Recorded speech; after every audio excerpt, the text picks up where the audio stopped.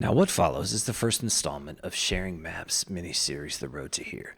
And with this conversation, we learn about Orlando-based artist and musician Mr. Eric Pabon's transition from devout Catholic to what he calls a born-again atheist.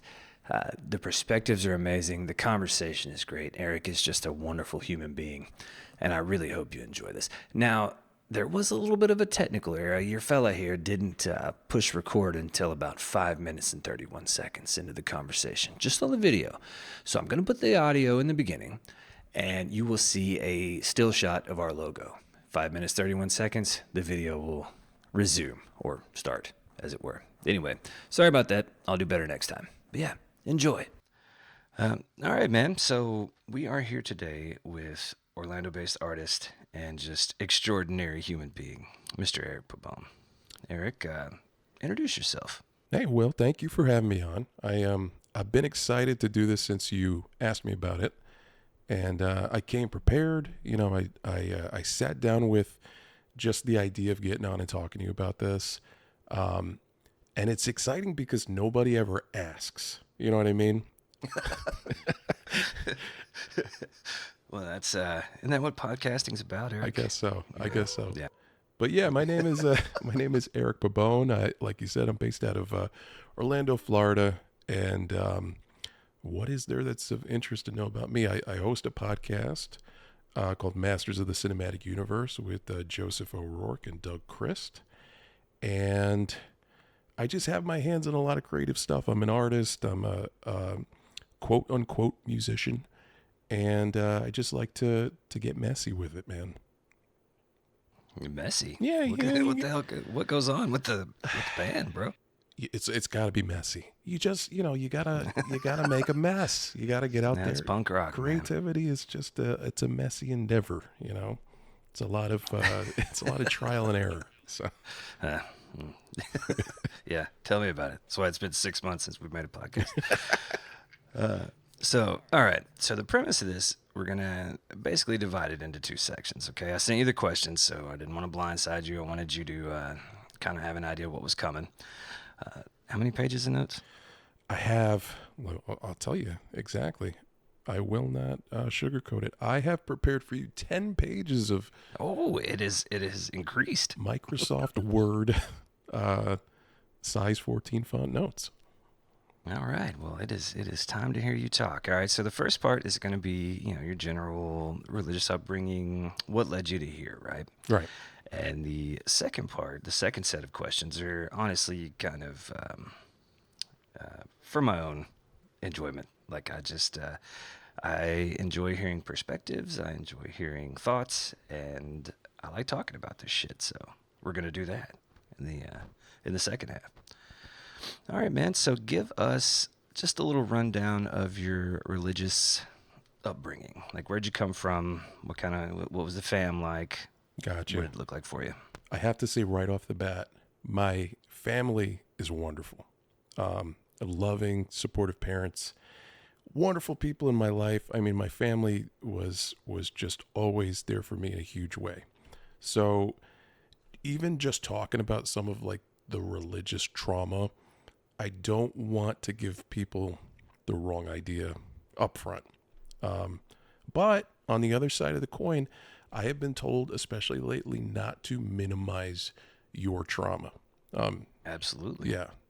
We have a tendency to do this thing where we compare apples to oranges.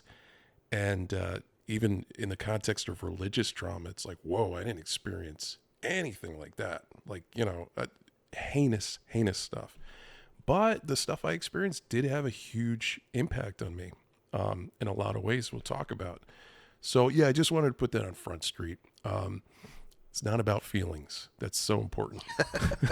Well, and that's the thing with trauma, man, is I went through that a lot. Like, I did not get treatment for my trauma. And, I've mentioned that mine wasn't religious in nature, but I have trauma aplenty. And I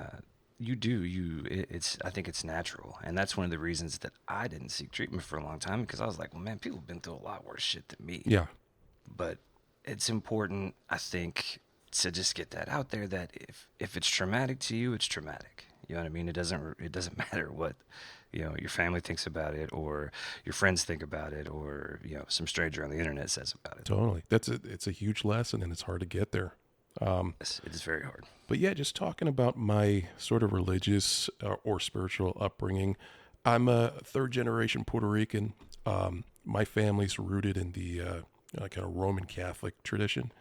So that's what I grew up with. It wasn't, it was kind of typical of like the Americanized Roman Catholic tradition. And what I mean by that is it wasn't so in your face. It was mass on Sunday. If you missed a Sunday, wasn't a huge deal. You know what I mean? It wasn't one of those situations where you're like constantly with the Bible studies and the going it during the week. I mean, oh my God, no, thank you. So it was a casual kind of Catholicism that I grew up with. What I took from it as a kid, and I was all in, by the way. I was a believer and in this faith for a good chunk of my early life. And what I took from it was when you're in it, it's really hard to be objective about it. I mean, from the outside, Catholicism is uh, pretty creepy. It's pretty. Yeah. It's it's such an old um, take on a on a practice. So there's so much kind of the words I should refer to my 10 pages of notes here.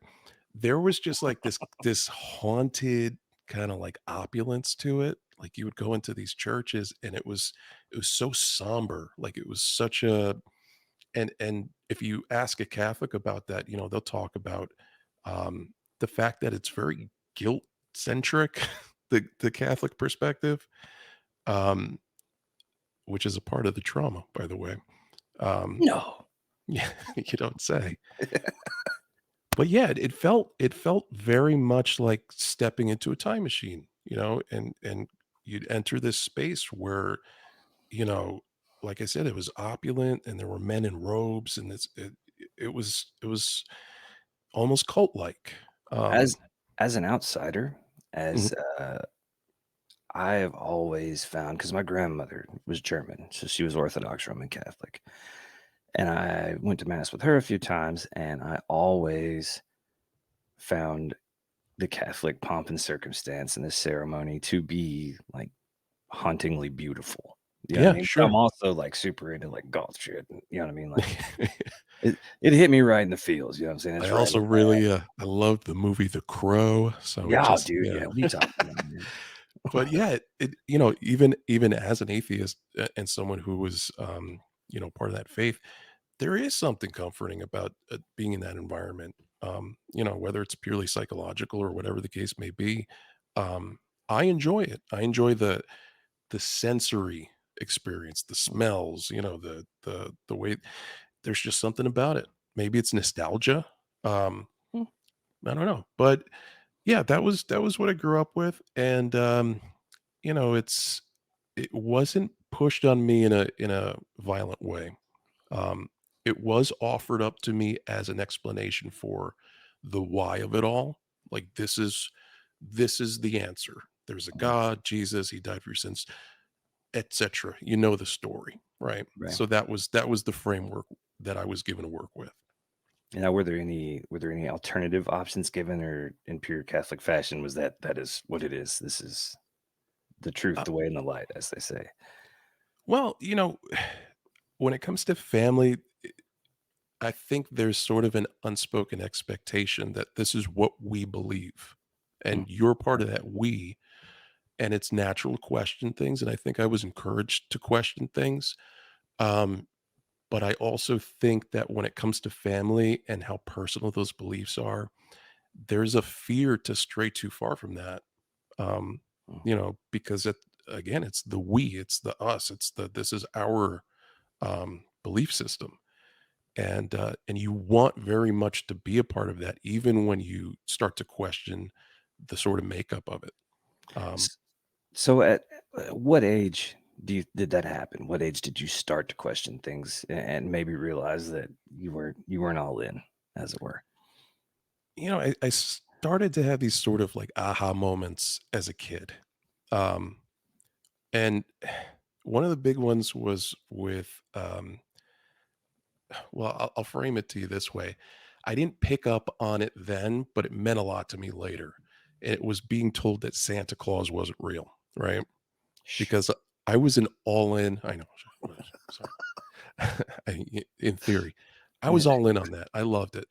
And, Santa Claus, the Easter Bunny, all that stuff. In fact, on Easter Sunday, I looked out the window in our house and I saw a rabbit sprint away from the bushes. So for me, that was confirmation that this thing Yeah. that I believed, I had my proof. There was the evidence, right? Mm. I was, you know, so I remember when my parents told me, the time came. I don't remember exactly what age it was, but we had the Santa conversation.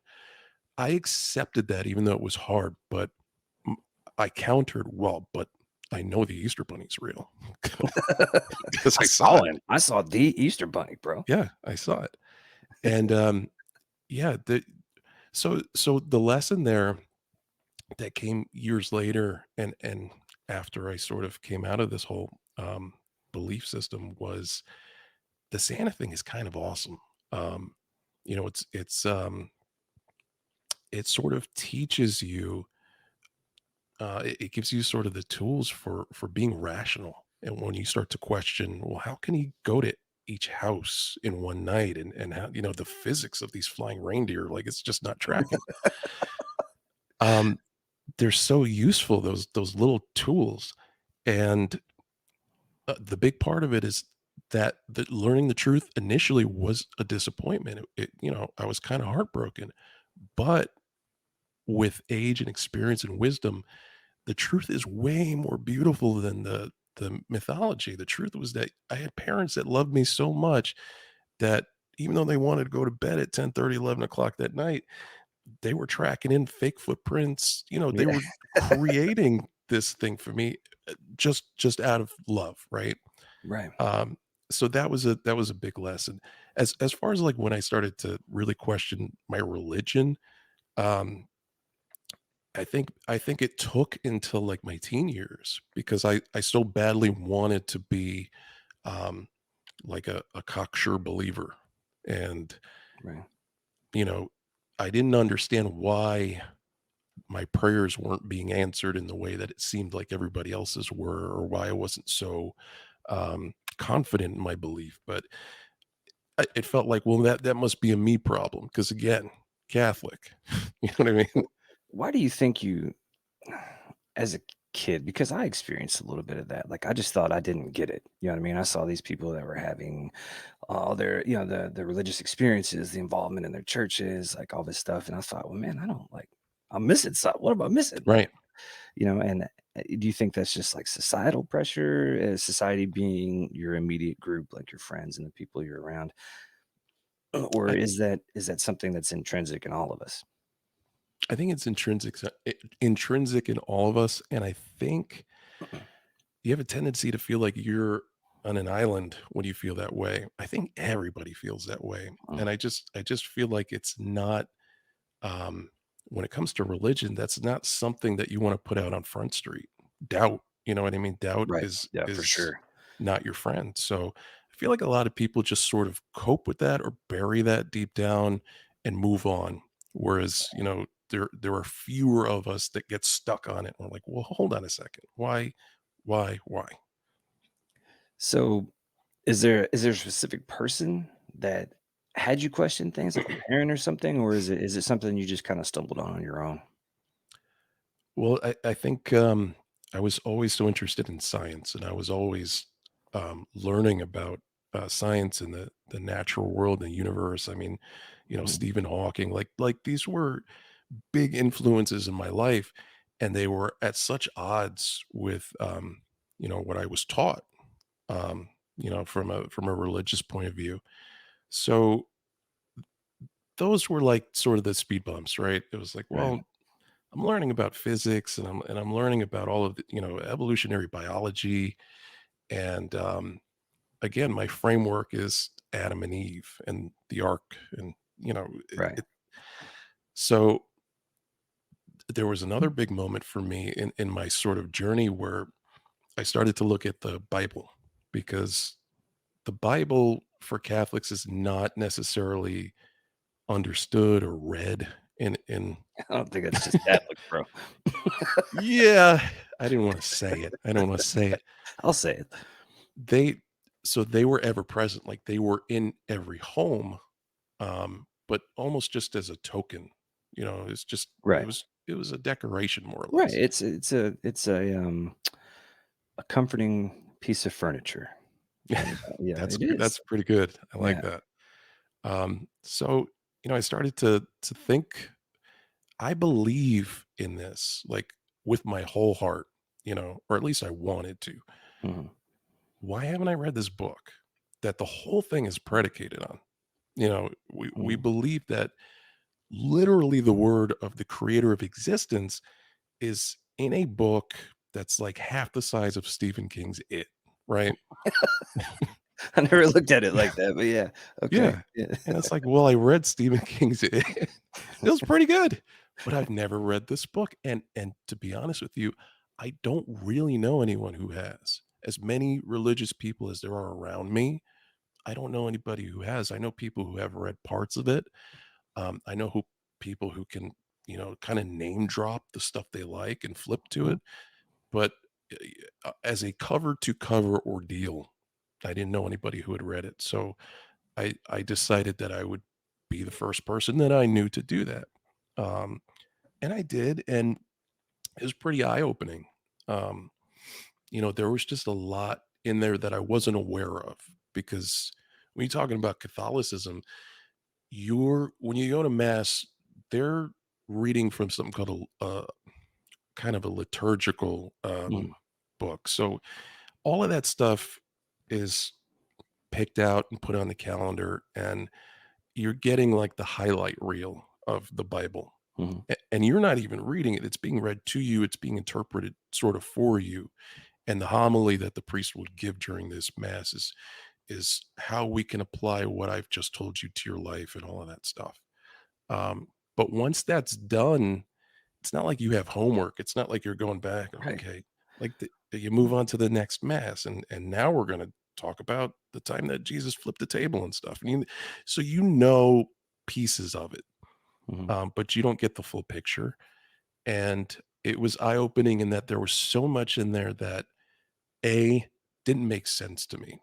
Um, Not just from a scientific perspective, but from a moral perspective. I was really confused by what I was reading, because you're given the sort of God is love, you know, side of the coin.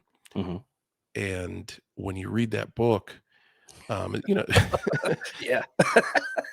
the For sure, God bro. character, there's a lot of issues there. There's a lot of problems um, with that character. And it didn't stop at the Old Testament, because the argument was always, well, that doesn't count, right? Right. And the New Testament had just as many problems for me. Um, it seemed like whoever was writing about Jesus was writing about a different character, because he acted so differently in these different books. And on the one hand, you had this sort of Prince of Peace persona, Mhm. which I dug, and I still do. But then you have Jesus saying things like, "I didn't come to bring peace. I came to bring a sword. I came to divide, Right. son from his mother and father," and stuff that I didn't agree with. So it's like, if I feel like this, um, I don't know. It just created this sort of light at the end of the tunnel. I was like, well, maybe this is a flawed belief system, because it's based on something that's literally arguing with itself sometimes. And that I too have had a lot of issues with the Bible. Now um, we went through a period where I was going to church, where I tried really hard to fit in, to be a part of it, and I really dug in. And I went to a Christian university. I took apologetics classes, theology classes, all that. And to me, it's impossible to make arguments from that book because that book is an anthology Mhm. spread out over the course, written over what 1,000 years, with how many different authors and different editors and different cultural norms, and some of the things they're talking about in that book weren't don't make any sense to us because it's not the cultural norm anymore, and they were speaking out about very specific incidents that they saw as moral ineptitude in citizens at the time. Right. And I mean, you get okay. The best way I've ever thought of it is, you so I'm sorry, I'm stuttering here. Yeah, it's okay, The man. Bible was canonized during the Synod of Rome by Pope Damasus. If I'm not, I could be incorrect, but that's the way I understand it. It was canonized, which was 1,000 some years after the time of the historical Christ. Right, right. That's a long time. It Is is a long anybody that played, telephone as a kid and you pass it around the room, you know what I mean? It gets around 20 kids and it's completely different than than it started.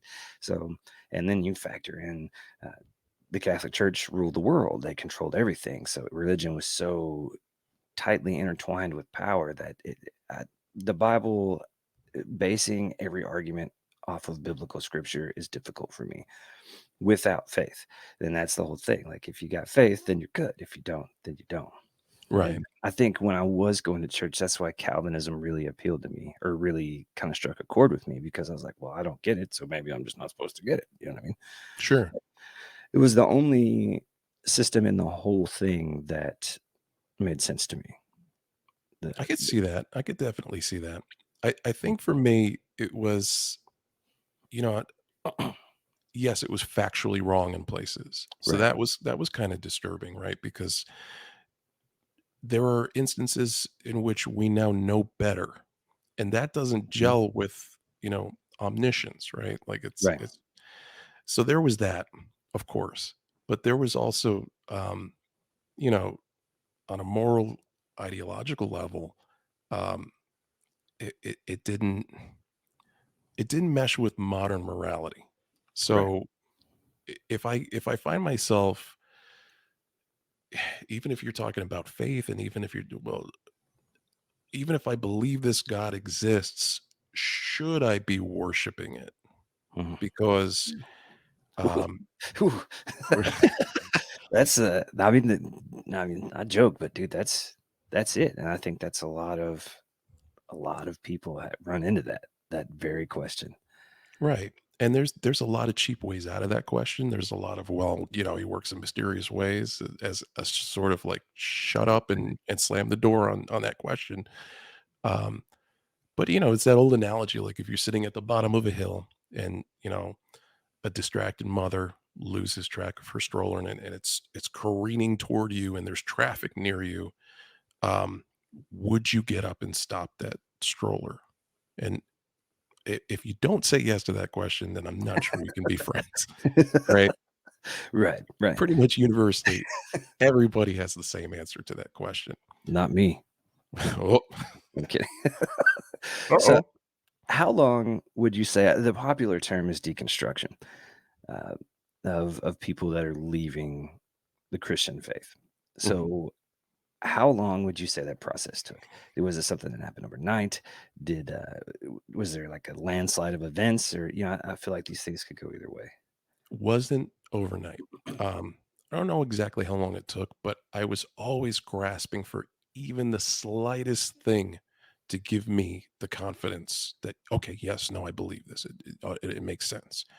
I remember sitting in a car, um, and having this sort of like existential panic of like, I'm not sure that I believe this. And on the radio, the Jackson 5 came on, and it was "I'll Be There." And, that was, to me, I'm like, "Oh, well, that's the sign, right? Like, that's the sign from, God." And those were the kind of evidences that I accepted Mhm. to kinda keep me strung along in this thing for as long as I was. I wish that, but then again, I understand the need for it. So, it was a long process. It happened in stages. It was all fueled by learning. It was just lots of learning, lots of reading, lots of Mhm. research into, not just my religion, but other Abrahamic religions, Eastern religions, and then into other quote unquote mythology, learning about the Mhm. sort of connective tissues between faiths that occurred during different ages in human history. So when you start to look at the stuff that preceded Christianity and how much Christianity borrowed from it, it opens up this world of like, wow, we're really just plagiarizing ourselves over and over and over Mhm. again, because the things that work for people, and the things that stick. But the idea and the story surrounding Jesus as the savior of mankind, so much of that is borrowed from so much. And I had no idea. That's not Right. something that was offered up by anybody, or that's not even fair. I don't think anybody was aware of it to offer it up. Because, and we've said on this podcast, and I believe two things about religion. Number one, it's geographic. You are involved in a religion because of where you grew up and the community that's around you. Right. Number two, I believe that religions only have power because people give them power. Now, the conversation of, the sky wizard thing, whatever, like that's a whole different conversation. But I'm talking about religions themselves as being a moral guiding light. It always comes back to us, and Mhm. I think in that way, I guess I share a lot of your atheistic perspective.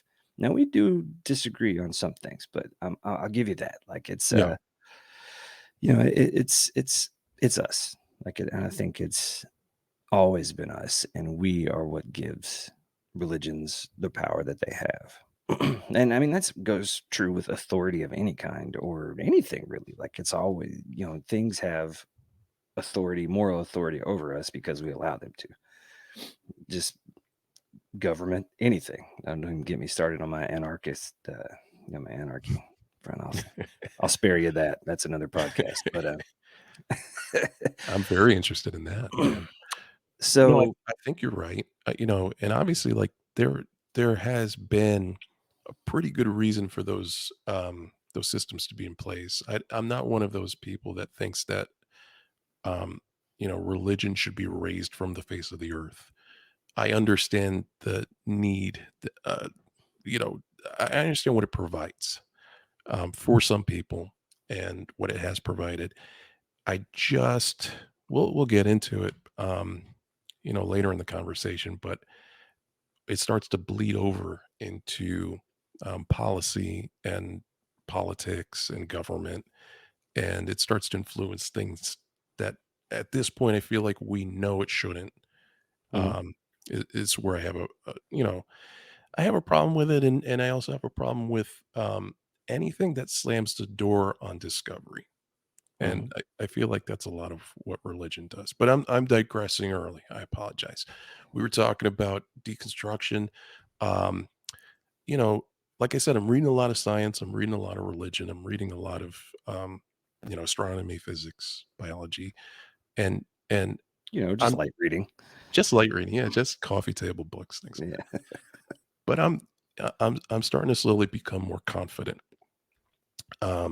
just less afraid. There's so much fear and guilt and shame and all of From these what? really heavy um, experiences that go along with um, feeling like you're supposed to be doing something and you're not. You're supposed to be feeling something and you're not. So are you scared of God? Are you scared of retribution? Are you scared of abandonment from your family that were in your corner? What are you scared of? Scared of all of it. All of it. I mean, it is so fear based. Just, It is. take the family out of it, right? Just the principles of the faith are so fear-based, where it's, reward and punishment. It's like you're gonna do the right things or you're gonna burn in hell for eternity. Like, right off of the bat as a child, I think we take for granted what a heavy and what a negative concept that is to have to wrestle with all the time, just internally. Right. Um, and then you're in the position potential non-believer, you're flipping the ultimate bird to your former faith. This is the most egregious of all of the sins that you could, potentially do. This is not swearing in the car. This is not, Right. skipping mass on Sunday. This is saying, I don't believe that you exist, God. Complete That's and total blasphemy. complete and total blasphemy. That's a huge punishable no. So you're grappling with that, right? Because I don't believe that anybody should ever be 100% secure in any belief. You always have to leave some Right. room for doubt. Mhm. Could I be wrong? 100%.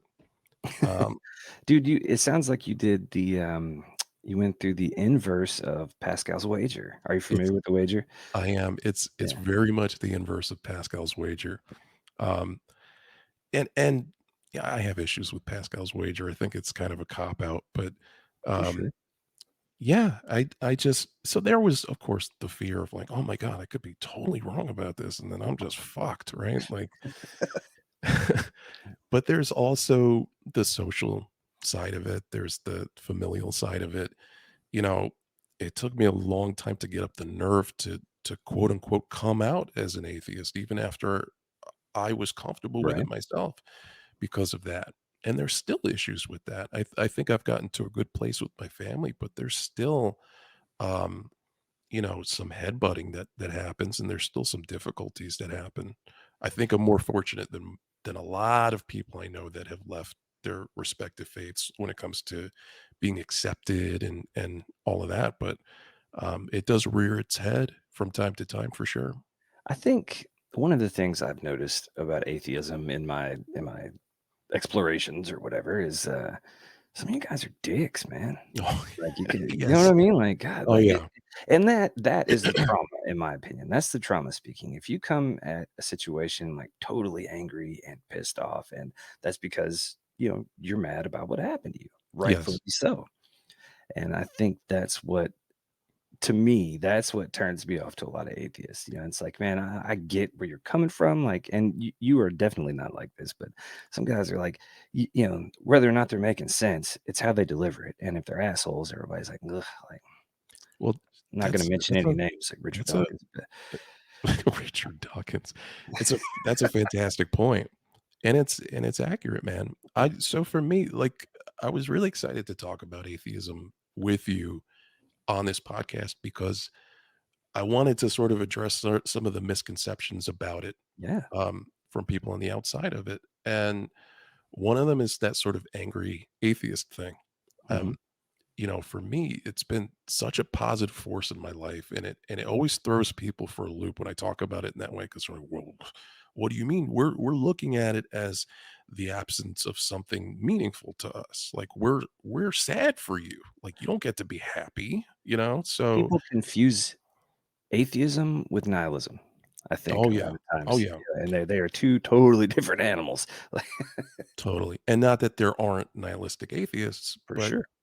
there, for me, atheism led to humanism, um, which we'll talk about, and you know, uh, atheism gets lumped in with the beliefs as a non-belief, which is this really strange thing. So it's like, you know, atheism is a belief like not collecting stamps as a hobby, I believe is what's commonly said about it. It's not I know you see, I know you like that one. It's not a dogma, it's not a creed. There's nothing to atheism other than the statement that I don't believe there's enough evidence to support a God belief. Okay. There's nothing else. So, what you do with your life when you're a person who fits into that category is totally separate from atheism. But I think atheism can lead you there. And that's what I get excited about. Now, does that view on it leave you open to the fact that if there were ever enough evidence to convince you of intelligent design, I guess would be the term in some of the circles, does that leave you open to considering that if there were enough evidence? So Oh my gosh. basically, Yes. so you're Yes. saying it's not that it's absolute no, no, no. It's that I have yet to be convinced. right. There's so I'm not the one who's making a claim, right? When it comes to this worldview. All I'm saying is that the claim that you're making, I don't see the evidence for it. Now, if the evidence presented itself, it doesn't matter what I want to think or what I want to believe. The evidence is the evidence. So if there is convincing evidence for something, then it becomes a fact. It doesn't become a belief. It doesn't require faith. Um, I was watching a debate between Ken Ham, who's this kind of leader in the creationist community. He runs the Ark Museum, and I'm he, familiar. yeah, and he was It's close to debating. me, so I have family that goes to the Art Museum all the time. I It's in really Kentucky. I would love to go. I I would have I really have love a to go. little wooden ark that was brought to me by a family that Oh, is I want to see actually it kinda cool firsthand. looking. Yeah. So It's a he's thing. I know. Oh, I've seen the videos. It's alarming. But Ken is debating Bill Nye, famously Bill Nye the Science Guy, and the whole kind of crux of the debate boiled down to this one question that was asked of both of them towards the end, and it was, "What would it take for you to change your position?" And they asked Ken, and Ken's answer was like, "Well, I'm a Christian, so nothing, like nothing, would sway me out of that position." And they asked Bill Nye, the science guy, "What would it take to convince you that, Ken's position is correct?" And he said, "Just one piece of evidence, one piece of credible evidence that shows that, rock formations occurred in 4,000 years, anything, Mm, but just one thing." And that was so important because, I think people have a tendency to look at atheists as like know-it-alls, or, you know, assholes. assholes, or just, like it's an assault on my intelligence, right? Like, this Mhm. guy's telling me what I believe is stupid. And it's not about that. It's really just more about, um again, the crux of the whole thing is like, I'm willing to accept any hypothesis, but if you can't provide evidence, and good evidence, that's a problem. Um Yeah. and just for me personally, I haven't found any credible evidence. I found a lot of evidence that would support a naturalistic worldview, Mm. and you get asked questions sometimes, or you get challenged sometimes as an atheist. Well, like, well, how did the universe start? Like, you can't have fucking something from nothing, like that kind of stuff. Right. And it's like, well, I have a book, right? That's titled Something from Nothing, right? Like the creation of the universe by Professor Lawrence Krauss. I could hand you that book and you could read it and really understand, what's being presented, but you're not going to do that. You're really just trying to bolster your Right. point of view with, you know, pot shots. People don't, typically, people don't seek truth, they seek confirmation, Yes, and that's huge. that's and, you know, bringing it back to you personally, does your entire immediate family practice atheism? Or, I mean, can you practice atheism? I don't guess it's something you practice. It's, We have our yeah, Sunday brunches and stuff. yeah, Yeah. yeah. Um, Do you do you so have, like, pictures of Carl Sagan and shrines and stuff, or how does this work? Like, That's a great idea. Like, one of, because as a Puerto Rican, like, the saints, the candles were huge. yeah, dude, you need a Carl Sagan A candle. Carl Sagan candle. Oh I'm my sure it god, exists. I know it exists. It has to. has to. So my immediate family, you know, uh, I have 3 kids. As a parent, like, I felt it was so important to avoid some of these pitfalls that I experienced. So I never wanted my kids to have to navigate any of that kind of turmoil, right? Um, Mhm. so, like, we have a really open dialogue. We talk a lot about what people believe. Um, More importantly, I think, like, why they believe it.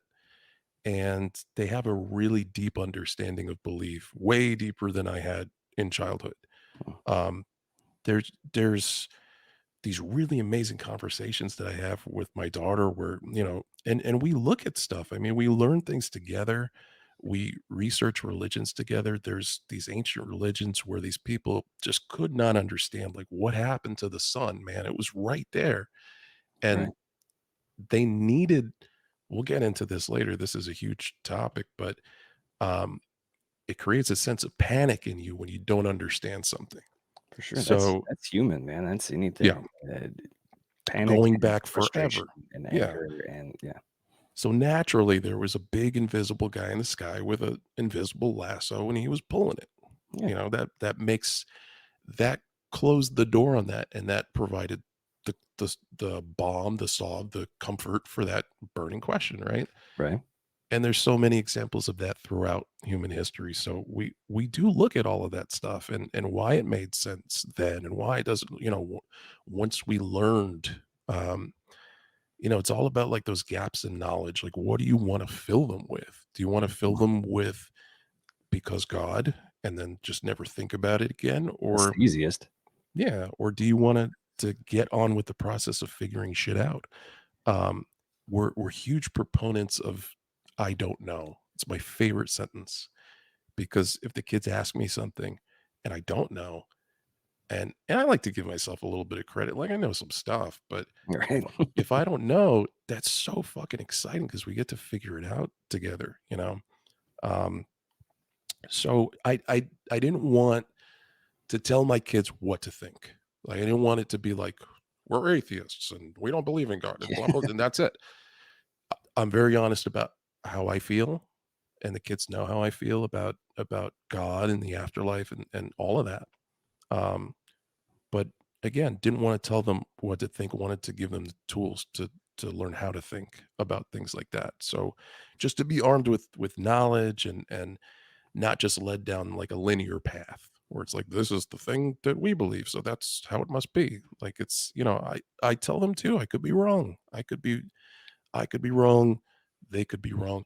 We could all be wrong. Um, it's not about being right. It's just about learning. It's just about figuring stuff out. So Man, that is so refreshing because I also have 3 kids, and honestly, like, I have tried to encourage that with my older 2.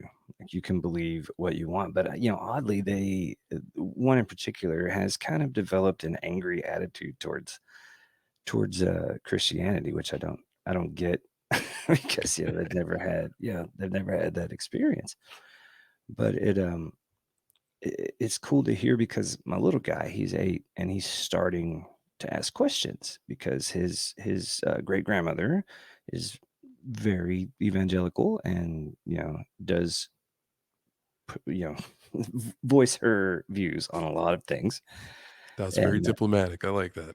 it's hard for me, man, because I don't want to push him in any direction. So and I don't really know how to approach it, like, as a dad. So right now, the best I could do is lots of people believe lots of different things, and that's you know what I mean? And I Yeah. know that's a bullshit answer, but that's the answer that I give right now. My wife and I were having this discussion the other day, and, it's good to hear that someone raising children is open to just letting them learn. Yeah. Now I appreciate that. But you may be giving me too much credit because whether we know it or not, we're always a little biased. And, For we're sure. always wanting our children to sort of parrot our beliefs and the things that are important to us. So I catch myself being a little bit too uh dismissive of things Mhm. or I'm not perfect and I can get a little carried away with my atheism because again, it is something that I feel passionate about. So I try to temper that, when I see it happening. And of course my kids do lean atheist just because we have learned so much about religion and I'm not trying to take shots, but so much of it doesn't make sense Right. um, even to them, even as they're learning, just the processes of rational thinking, they're like, well, that's bullshit. It's like, all right, calm down. You know, you still you So, still got to go to school with these people. Like, right. relax. So I feel like this leads me into my next question, and I feel like I kind of know the answer, but do you feel the need to evangelize your atheism to not just your children, but just people in general? Like, I know you said nobody asked you about this kind of stuff, but I'm here to tell you, like, most people that have faith don't care if they're asked or not. You know what I mean? That's Oh, why I you got know. people standing on Oh, street corners with bullhorns, and yes. it's good to do. Where we were in Asheville, North Carolina. My wife and I on our anniversary, and there was a rather spirited group of evangelicals singing loud boombox stuff, right? And this story has no bearing on anything, but it's funny.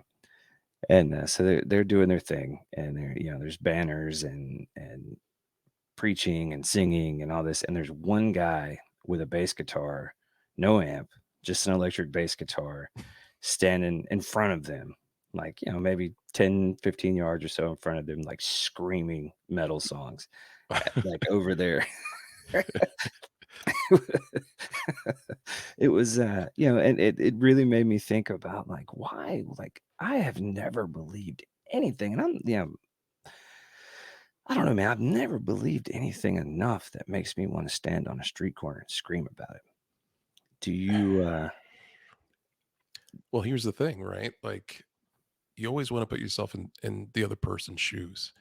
And now I understand if you really believe we're talking just about Christianity in mhm, this example, if you really believe that you're being commanded to do the things that are asked of you in the Bible and not the violent stuff and not, just the, shepherding stuff, just the mhm, saving souls of it all, then I get it. I understand why you're doing it. I understand why you're screaming at me. I understand why you're, you know, um, it's a lot like the analogy I gave earlier, with this with the stroller. It's like if you believe that my mortal soul is in danger, mm, something that I don't even necessarily believe in, and that your actions are going to be the difference between salvation and damnation, then you're doing what you think is right. And you're pushing me off the train tracks right before the train comes. You think right.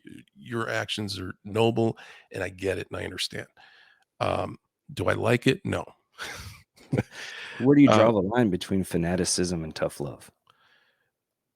I think when it starts to affect um, our lives, so like my children's public education, book Mm, banning and policy and things that, like, you can have whatever wacky beliefs you want. That's fine. That's your right. business. And you can feel however you want to feel about me. That's fine. That's your business. Don't make my kids feel othered. Mm, Don't go out of your way to ruin it for everybody, quote unquote, right. because yeah, that's where I draw the line. As far as atheism and like, do I feel a need to evangelize? No. It, as far as talk about it, it really depends. Um, it can be a landmine for people. Mm, So I'm not going out there with the shirt that says, "I'm an atheist, argue with me." Like, that's not. right. There are those atheists There are, everywhere. but there are also those Christians and Yeah, yeah. really just those. You don't see a lot of other religions doing that kind of shit, honestly. Not really. It's a very Christianity's sort of cornered the market on You know what I mean? Like, you just don't yeah, see, like, "I'm a Muslim, fuck you." You know what I'm saying? Like, there's not, right, right. you don't see that T-shirt. I mean, you No, probably don't see that T-shirt, "I'm a Christian, fuck you," but still. no, I've seen it. Yeah. I've seen it. So no, I'm what I'm happy to do is talk to anybody who's interested in atheism. Right. Because if you're interested in atheism, or and that's not to say you want to be an atheist, or you feel like, even if you're a religious person and you just don't understand how I could possibly feel the way I feel, or you just can't relate to me, that's when I'm excited to talk to you about it, Mhm. because what I get to do is present to you something that you've never seen before. Right. Yeah. Um, so I do like talking about atheism in the right set of in the right environment with the right circumstances. Just because, like I said, there are so many misconceptions about it. It is an enormous positive part of my life, and like you said, we're all human. We all have a desire to be understood and accepted. Um, and atheism is just one of those things that's still, even though secularism is on the rise, it's kind of on the fringe where you still have to swear on a Bible when you go to court. Like there's not going to be an atheist president anytime soon. If you look at polls, we're trusted less than certain criminals in, in I certain would parts of the country. I would argue that there's probably already been an atheist president. They just can't say that. There's Oh never going yeah, to be yeah, yeah. an out loud atheist president. That's exactly right. That's exactly right. I'm not going Um, to point any fingers. no, you're right. Even you just have to keep that stuff guarded because there's such a guttural negative reaction to it. So that's where I like to challenge. The Okay. just the whole view of it. So negative. I like to bring to light the positive side of atheism. Uh, So, okay. Speaking of challenging, now let's get weird. All right, let's get weird. This is my part. This is where I want to hear the opinions of an atheist regarding different topics. And my first question, with that in mind, is what would you say to someone who says that non-belief in God or creation or whatever you want to call it is as much of a stretch as as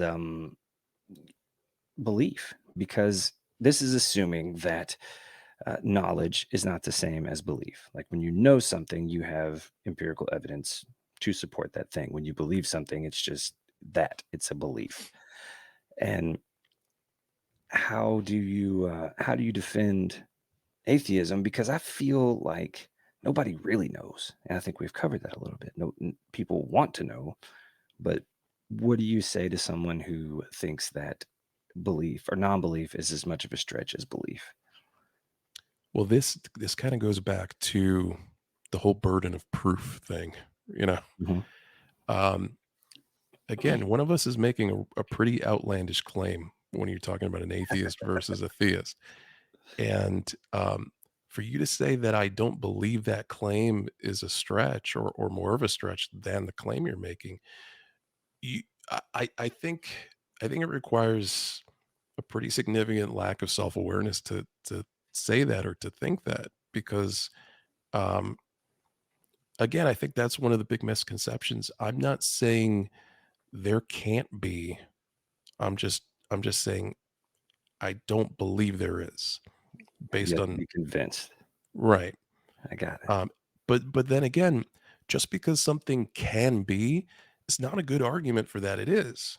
It's just not. Right. I could be Um, 100 pounds thinner, but I'm not. right. It's like the Bertram's teapot thing. If I could say there's a teapot floating on the other side of the moon and you can't ever see it. There's no way to verify that it's there, but trust Mhm. me, it's there. It's like, well, there's no way to disprove that, right? Right. There's at least, no feasible or practical way to disprove that. And also, if you do get to see it, it turns invisible. I left that part out. So there's always an answer for why it could exist or why it could be there. That's not an argument for, or at least not a convincing argument for that it is. So um, it just doesn't work that way. We're doing the logic backwards when we approach things that way. And not only that, when it comes to uh, someone who believes in God and all that comes along with that, um, it's it's the things that we've learned, the things that we've discovered, to me are so much more rewarding and interesting and awe-inspiring than some of the religious explanations that I Mhm. was given. So, and again, there's evidence for those. Mhm. Um, so it's you also touched on like the assumption that belief is not the same as knowledge. The way I've always looked at that is like you have a cup, and at the top of that cup is a fact, right? Mhm. And to get to the top of that cup, you got to fill it with something. Mhm. Um, so if you have evidence, it raises the level of that liquid to the extent that it can reach the top and it becomes a fact. But when you don't have evidence, say you have like, I don't know, a tiny amount of evidence, or evidence that's not empirical, or evidence that's Mhm. flimsy, and it's, maybe a quarter of the way full for you, you have to fill the rest of that space with something. And that's what faith is. Mhm. Faith is sort Yeah. of the placeholder for knowledge. So, um, yeah, I don't, not to beat a dead horse, but Right. it's just not a fair comparison for, to say that non-belief is as much of a stretch as belief. So why do you think some, if not most people, need answers to existential questions like why, and more importantly, why do we have to be right? What is it in us that makes us need that? Um, that's an interesting topic. So I'll say first, when people are screaming that they're right about something that's existential, what they're really screaming is usually, "I'm scared." You know? Man, that is truth. Yeah. That is truth. Um, I hope I'm right. yeah. Um, if you're scared, if you can't explain something, if some fact or some piece of evidence is fucking with your personal comfort zone, you're just like you're swimming in this sea of cognitive dissonance, right? Where like Mhm. your beliefs are in a fucking boxing match with objective reality. And that's so uncomfortable. Like that's such a weird place to be. Yeah, Um, so, you know, existential questions, what people need to be right because it's rooted in evolutionary biology, believe it or not. It's hardwired into our brains. Like it served a purpose to be right about things or to be sure about things that weren't necessarily true. Um, do you think that was just to aid in survival? Like in, 100%. more of a lizard brain perspective, it I guess it coerced decision making, Yes, that impulse. 100%. It's all about survival. Seeing Mm, things that weren't really there, hearing things that weren't really there. That was a survival trait in early man. So, mm, the most common example that I've heard is, you're an early man, you're alone in the woods, you're hunting or gathering or doing whatever. You hear a noise, right? You look up into the bushes, you see a pair of glowing yellow eyes, you run away. Okay. So you survived that encounter because you got away. mhm, But say the yellow eyes were just some leaves that the light was hitting in a weird way. There wasn't really anything there. You still survived. right. Whereas the guy who looks up, hears the noise, sees the yellow eyes, stands there because he's like, well, that ain't shit. And it's a fucking panther, right? That guy's dead. And his tendency toward disbelief kind of gets stamped out in an evolutionary sense. So that's something that I think is inherent in everybody. I We agree.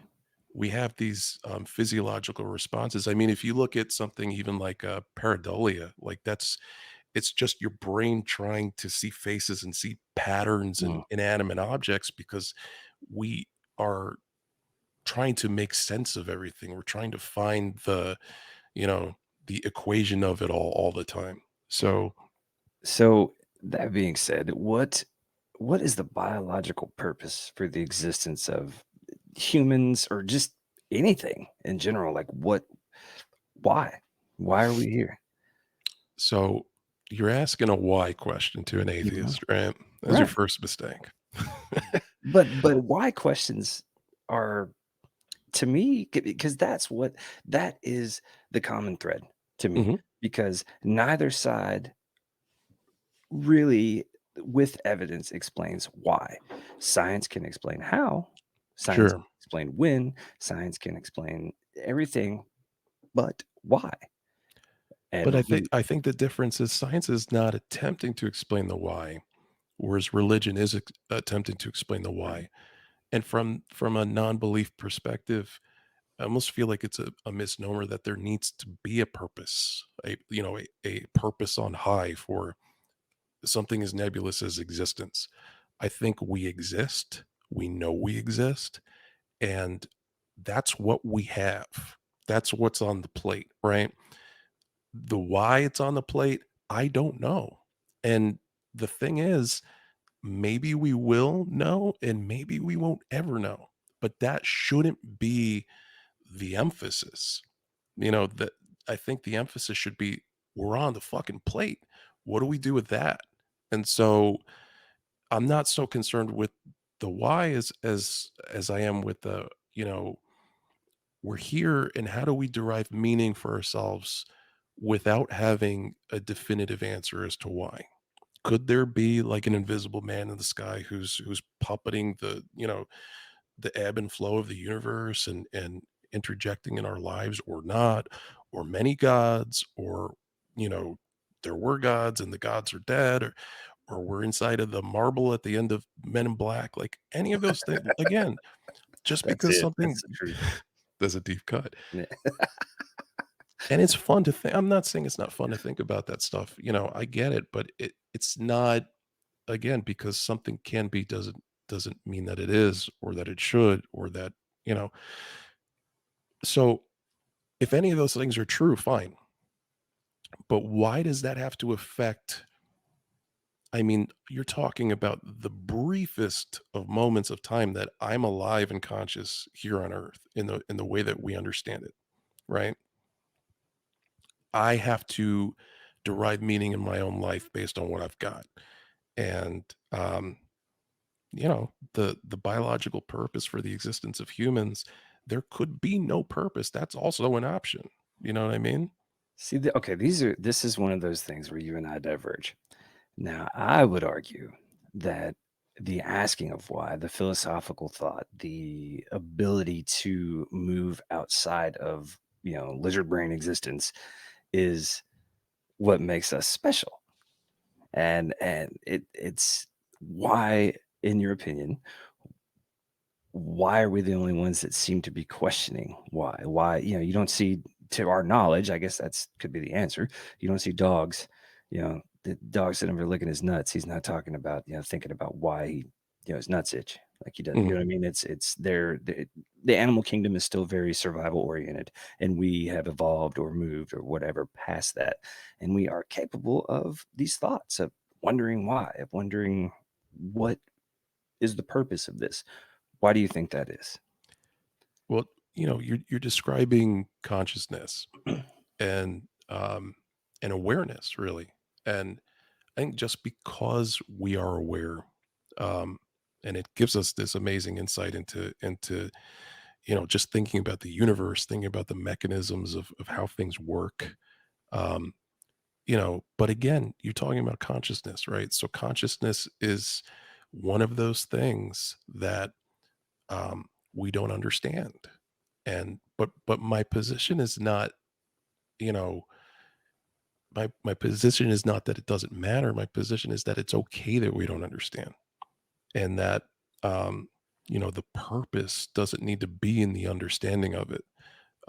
You've got like guys like Carl Sagan, they always refer to that as like consciousness, rather. It's awareness by the mind of itself. Mhm. Or there's a good quote by Alan Watts, which was, through our eyes, the universe is perceiving itself. Through our ears, the universe is listening to its harmonies. We are the witnesses through which the universe becomes conscious of its glory, of its magnificence, all of that stuff, that beautiful poetic stuff. I love So Alan Watts. He's actually the like, what catapulted me into all this oh, shit, man. nice. Yeah, dude, like, Alan Nice. Watts was very instrumental to me to anyway, sorry to interrupt. No, no, hey, we're speaking the same language. So I think consciousness is fascinating. And I think, I do love that idea of, obviously, like, we're all made of the same matter throughout the expanse of the universe. And the idea that we're the cosmos made conscious and, looking in the mirror is pretty cool. I don't I don't think that needs to go to a spiritual place to be cool or to make Mhm, sense. Um, but I also feel like what we don't understand about it doesn't diminish from the experience of being alive or, feeling rewarded or feeling in awe or feeling fulfilled. Um, you know, the, going back to like it's basically the question of like what does all mean? Like what's the point of it all? And my argument is there could be no point. Like there could be no intrinsic um end goal or design to it. It Well, could that's just no be, fun. but it is fun. It if it's random, if it's happenstance, if we're just so fucking lucky, the right mixture of elements and time and pressure and that led to existence and awareness, how fucking cool is that? Like that, Fucking cool. yeah, I think that's just as rewarding as the idea that somebody designed you that way, you know. Hmm. And again, not to say that either one of those is right or wrong. I just don't think that it takes anything away from the mystery and the wonder of consciousness in the universe. So, do you think that truth is a matter of perspective? Do you believe that perception is reality, or do you believe that reality is reality? Is truth a finite thing, or is it subjective? I believe that truth is completely objective. I think we get into trouble when it comes to subjective truth because we're meat sacks, right? Like We are meat sacks. we're Yes. just water balloons that can see stuff, and our perception, of the world around us, natural or otherwise, is very, very flawed. Um, How so so? we're talking about religion and the supernatural. Um, you can talk to people who believe in certain things and they'll present you their evidences for them. And they're typically experiences that they've had that bolster those beliefs. So um, I know a lot of people that believe in ghosts, for example. Hmm. There was a very haunted site that this guy worked in. He was an engineer. I think it was a laboratory. Like this building was just notoriously haunted. And the evidence was pretty good. Like people who have never met, never talked to each other, they all reported having pretty much the same experience in this space when they were working. And, you know, it's pretty mysterious stuff. It's pretty spooky stuff. And when you have a bunch of strangers who have no knowledge, no prior knowledge of any hauntings or any weirdness, say like, "Oh, I got this cold feeling, everything went, and I turned around and there was a shadowy figure in the corner," like all of this stuff that um on paper seemed to demonstrate that there was something fucking weird going on. You could stop there, right? And Hmm. you could say, well, based on that, yeah, there's this lab is haunted. There's clearly some sort of shadow demon lurking about. And I've got independent, verifiable sources for all of that. And I've compared the notes, and there's no way they could have known, right? Hmm. Happens with psychics, happens with a lot of phenomena. Right. So this one engineer, he dug deeper than that. He didn't stop there. And what he discovered was that the infrasound that was being created by this fan that was installed in, say Mhm. a year or two ago was vibrating. So this frequency, and it's inaudible, right? It's like Mhm. outside of human hearing. What they didn't know was that it influenced the optic nerve to Mhm. the extent that it vibrated, and it didn't happen in all people. It's completely biologically random. So certain people, when they sit in that room, will see things that aren't there. They will hear things that aren't there, but there was a reason for it. Mm. And um, and it's objectively true. You can test it and get the same results over and over again. Um, Whereas that subjective truth was like, I saw a fucking shadow man. You know what I mean? Like, Would you, because I kinda feel like that's probably that, survival lizard brain runaway thing. When you don't understand, you automatically go to, "It's dangerous." dangerous, and you also, again, you rely on the framework and the understanding you have of the world. So for me personally, being raised Catholic, I would experience sleep paralysis throughout my adolescence, Mhm. mainly, Which and is into my fucking terrifying in which itself. is and I tell you what, man, the first time it happened to me, You could not convince me that I wasn't being possessed by a demon Yeah. or something completely otherworldly. And it Mhm. was, if you've never experienced sleep paralysis before, you just imagine you're laying in bed, you're sleeping, you wake up, you can't move. Okay. You're completely conscious, but you can't move. And you start hearing things. For me, I would hear this really deafening, this super loud, like whooshing sound. So right off the bat, it's like, oh shit, something is wrong. You Yeah. know? Help. Yeah, something is wrong. I'm laying next to my wife, my girlfriend at the time, trying everything I can to move a pinky, just give some signal of like, help me, something's wrong.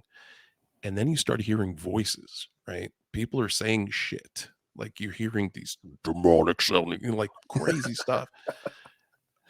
In some cases, you see figures in the room. You feel this pressure on your chest. They call it this, I forget the term for it, but hypnagogic demon that sits on your chest.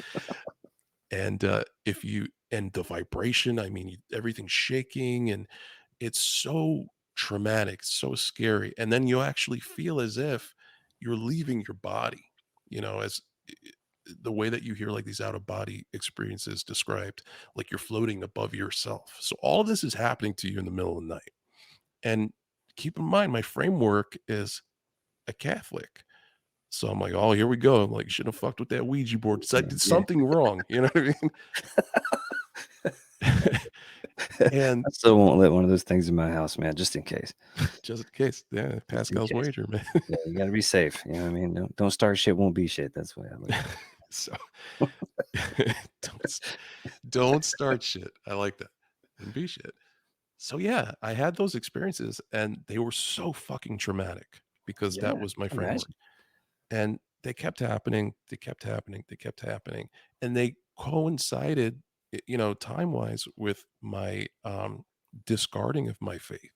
So I had those experiences both as a Catholic and as an atheist. Hmm, And when I started to research that phenomenon, it was really eye-opening. Like it, sort of understood why it was happening, what was going on in my brain, just the neurology of it was pretty right? fascinating stuff. That shit does Everything I fascinate me, man. Like, the more I go, like, through treatment and stuff for the PTSD, like, learning about what's actually happening in the brain is fascinating. Like, yeah, I it's it wish I it had had more motivation when I was younger to go to school for this shit because neuroscience is incredible. it's Like, fucking amazing, dude. It yeah. really is. But to circle back to my point, when I was religious, I stopped dead at, "Oh, demon," because I had the proof. I had the proof, Right, right, the subjective proof, and you couldn't tell me otherwise because there was a fucking demon on my chest. Like, right. what do you mean? It couldn't possibly be anything else. So to have the experience to step outside of that and to really learn what was actually going on, um, when I had those experiences, they weren't traumatic anymore. In fact, they were really kind of cool because I wasn't panicking and I wasn't Mm. scared. It happened and I was like, okay, all right, I get it. I understand what's happening. I'm just going to write it out. I'm just going to see where it goes. You know, And I'd I've have ex Go ahead, I'm sorry. no, no, no. I was just going to say it's one of the coolest experiences I've ever had was the last time it happened to me. It was so visceral and it was Mhm. when you like REM sleep dreaming and all of that, like it was so rewarding, right? And when I came out of that experience, I was so fucking mad at myself, my younger self. It's like, look what you robbed yourself of because you were so afraid.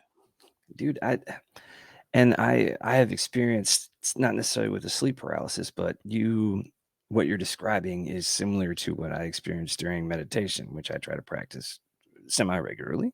Yeah. And as a therapeutic tool, my counselor uses Erickson hypnosis. And I don't know if you're Oh, familiar. yeah. And basically you're inducing that trance state that and you feel like you can move, but you feel heavy. You don't want to move. You know what I mean? And you're so far in your head that it's just, we used it in PTSD capacity to establish a construct, basically a happy place. Like he Mm, he induces the state, and then you go in and whatever. But with me, it's always medieval. I don't fucking know, like, castles and dragons and shit. That's just my jam. But so now, if I ever have an instance where I'm starting to spiral or whatever, like I recall that feeling, and Yeah. you can it works. It's amazing. It's amazing. But I feel like that's probably the same place or close to the same place when you actually except that in my case it's voluntary. But it's important what you said about exploring, like taking the time not to panic and to explore what is happening around you. And I think that goes into infinite things. Like don't panic. I think that's I mean that's the message I in like that. general. Douglas Adams. Yeah, yeah. Don't panic. And it always goes back to Douglas Adams, man. It always does. So yeah, to sort of like put a cap on the, perception thing. I always really liked, um, I wouldn't call it a quote. It's more of just like a nebulous, probably 100 people have said it different ways, but um, it's the idea that there are no discrete things, or objects of solid substance. Things as we perceive them are just changing forms and patterns in nature as a whole. Mm, So, you're not a small and lonely, lost like right. thing in a foreign universe. You're a direct expression of the whole of the universe as it currently is, and So you're that just like just a little brief like candle in the dance of nature. Like dude, that brings me perfectly into this question. You mentioned that you have researched Eastern religion, which is a kick that I've been on pretty heavily, thanks to Alan Watts mhm. and Ram Dass.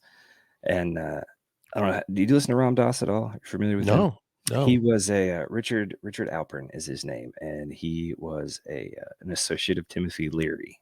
Okay. He was an assistant, another professor at Harvard.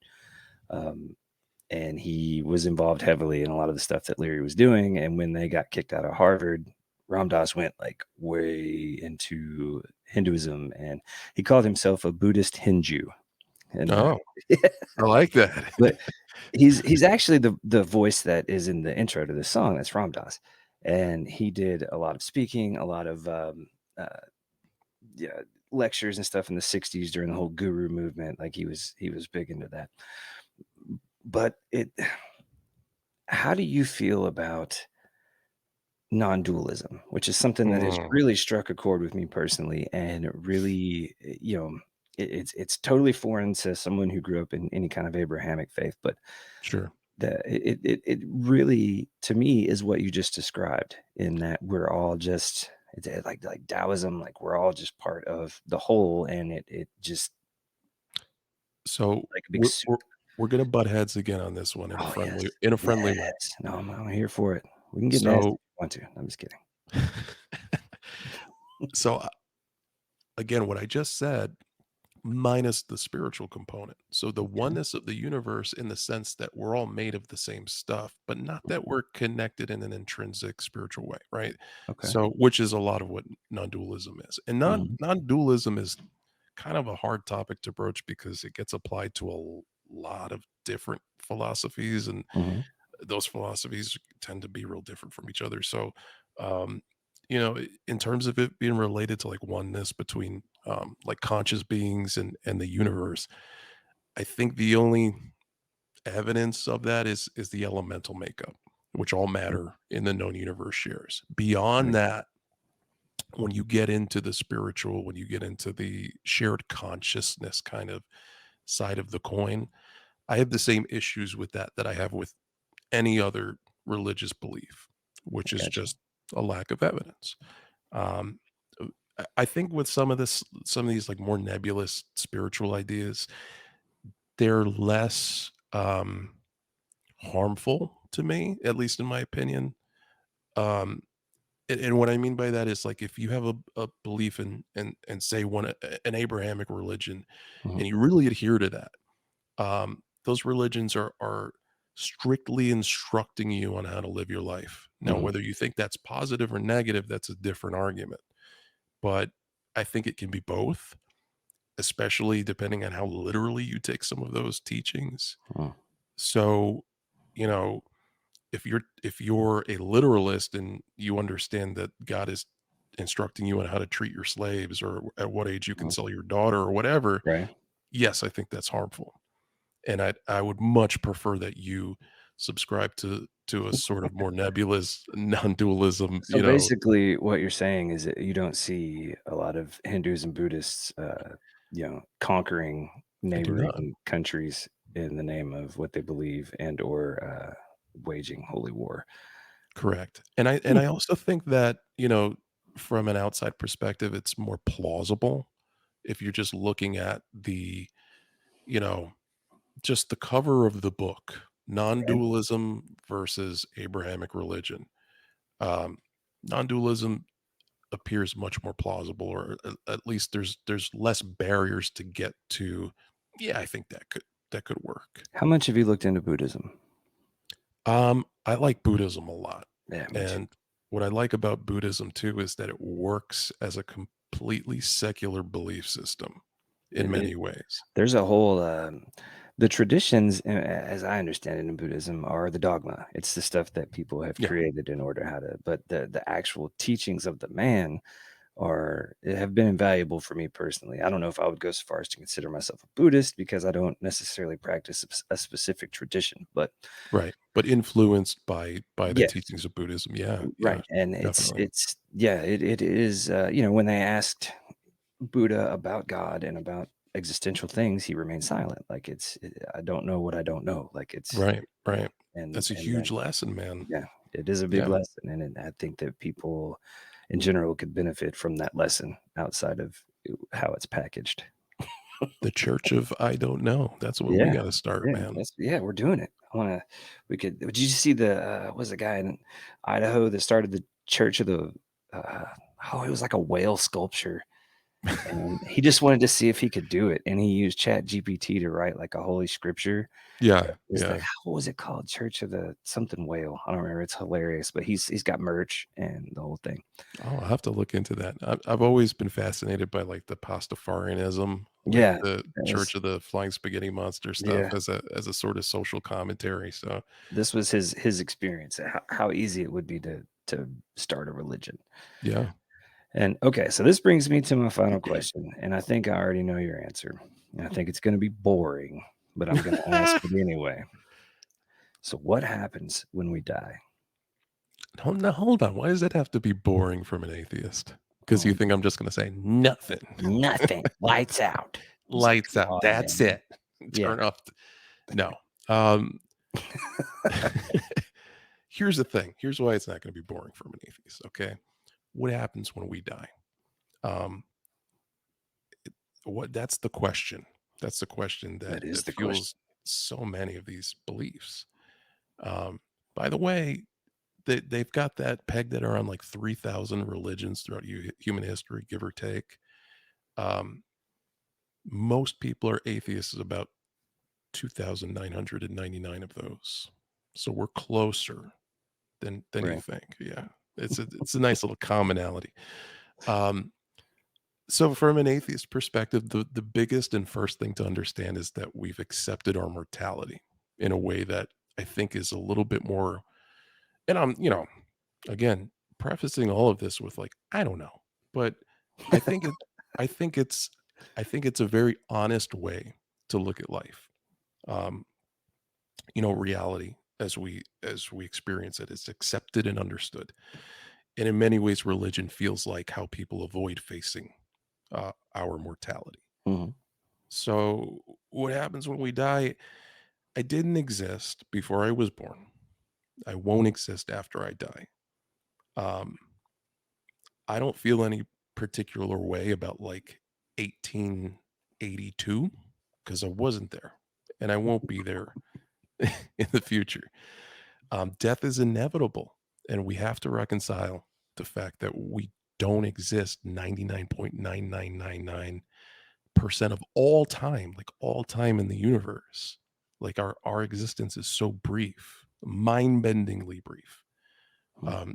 That's a major shift in thought to be in the moment and appreciate all the good stuff that happens in your life and all the bad stuff that happens in your life and all the people in it and all the experiences you have, because knowing that it ends, okay, that's, for me at least as an atheist, what makes it precious and what makes it beautiful. The finite nature of life is what gives it meaning.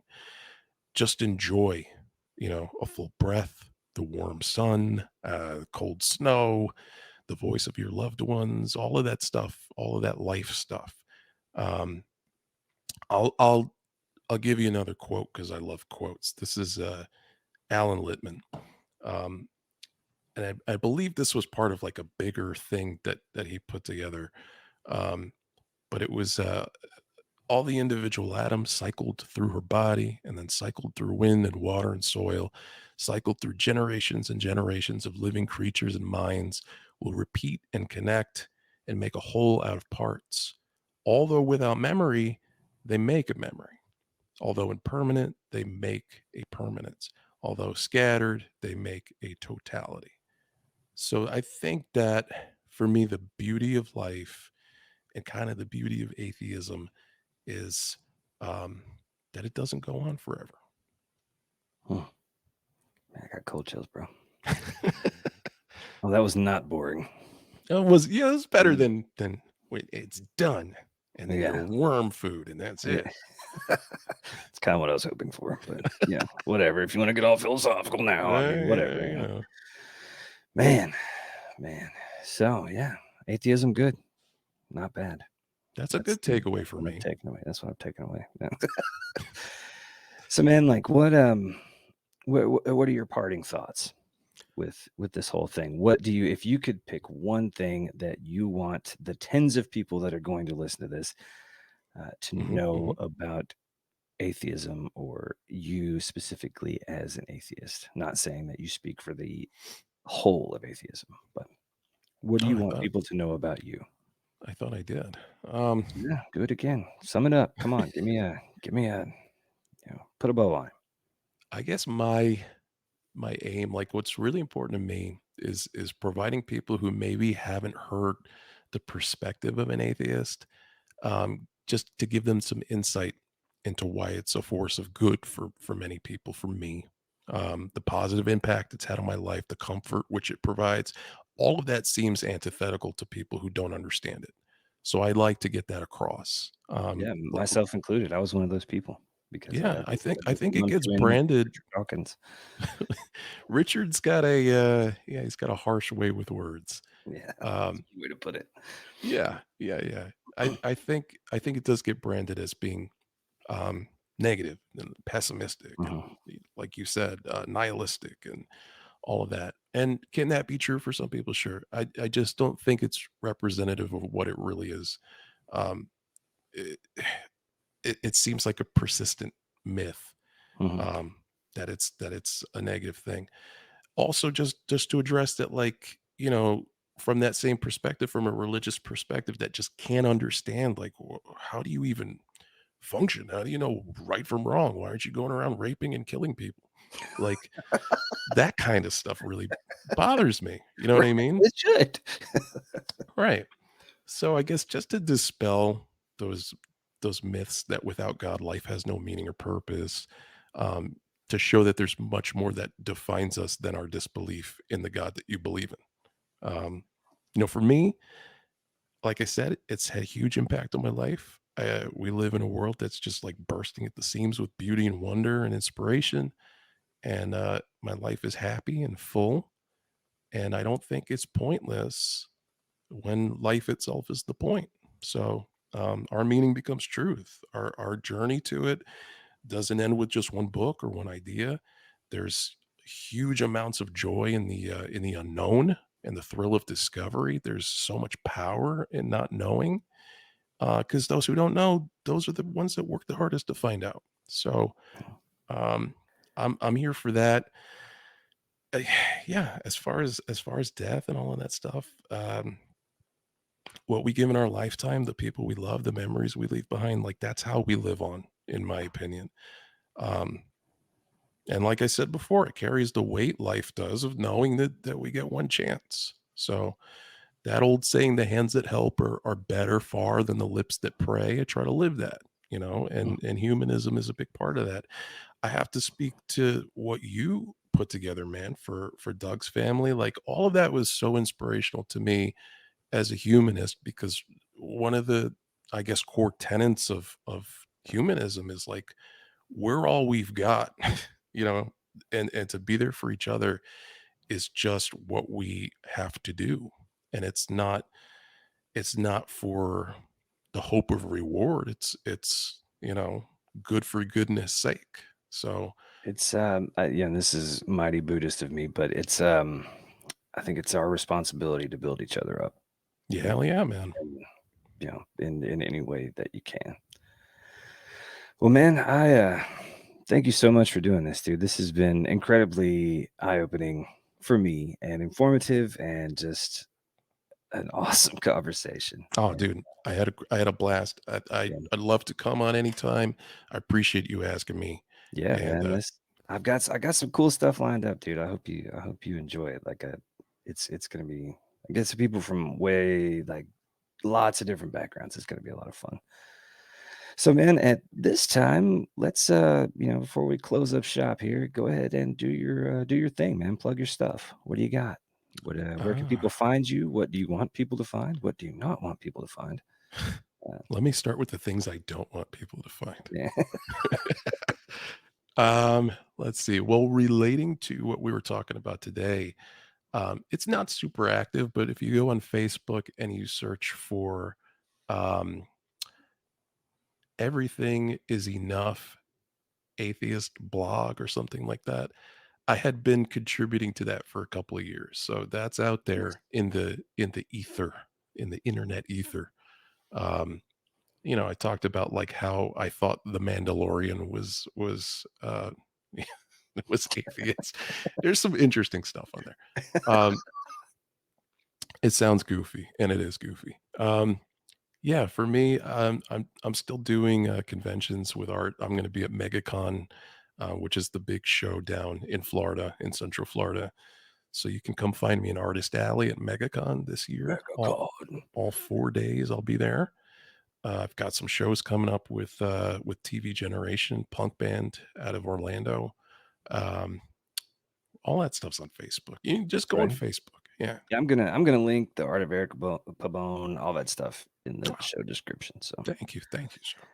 well, man, let's wind it up, dude. I really appreciate you being here, Eric. Seriously, like No, it's been fun.